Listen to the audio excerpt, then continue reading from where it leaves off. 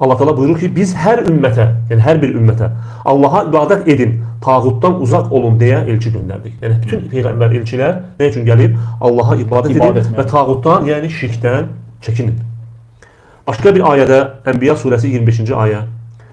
Səndən əvvəl elə bir elçi göndərməmişik ki, ona məndən başqa heç bir məbud yoxdur, mənə ibadət edin deyə vəhy etməyək.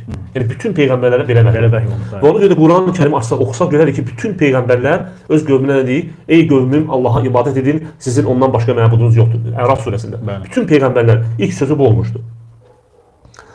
Başqa bir ayədə Allah Teala, yəni bu Ənam surəsindədir. Allah Teala Ənam surəsinin 84-cü ayəsindən başlayaraq peyğəmbərləri adlarını qeyd edir. Yəni peyğəmbərləri zikr edir.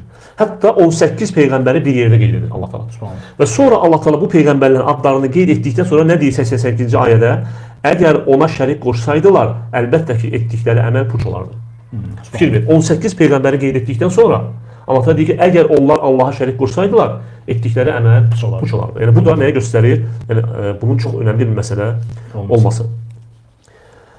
Və həmçinin o kəslərə, yəni o kəslərə demək istəyirəm ki, yəni deyirlər ki, şirk demək önəmli bir məsələ deyil, siz daim şirkdən danışırsınız və elə bilirlər ki, bəzi insanlar elə bilirlər ki, bizim ümmətdə şirk ola bilməz. Elə düşünürlər. Bəli. Və elə fikirləşir ki, şirk odur ki, insan Allahı qoyub hansısa bir bütə səcdə eləsin. Düzdür, bu da şirkdir. Amma bu hal-hazırda belə bir şirk çox nadir hallarda görəcəm bizim ümmətdə. Yəni bizim ümmətdə demək olar ki, yoxdur. Ancaq var, məsələn, qəbirlərə ibadət və s. Bu ümmətin özündə də şirk baş verəcək.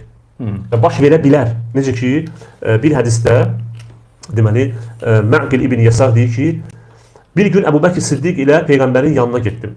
Və Peyğəmbər sallallahu aleyhi ve sellem dedi, ey Əbu Bəkir, şirk sizin aranızda qarışqanın ayaq səsindən daha gizlindir. Əbu Bəkir dedi, məgər şirk Allahla yanaşı başqa bir məbud qəbul etmək deyilmi?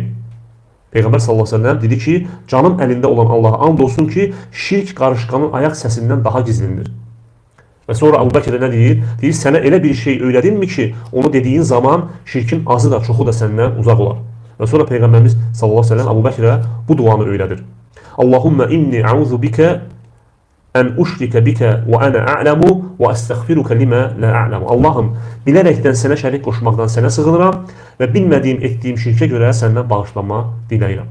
Və gördüyümüz kimi Peyğəmbərimiz sallallahu aleyhi ve sellem bizə göstərir ki, şirk bu ümmətdə qarışqanın ayaq izindən, qarışqanın demək, ayaq səsindən də daha gizlindir.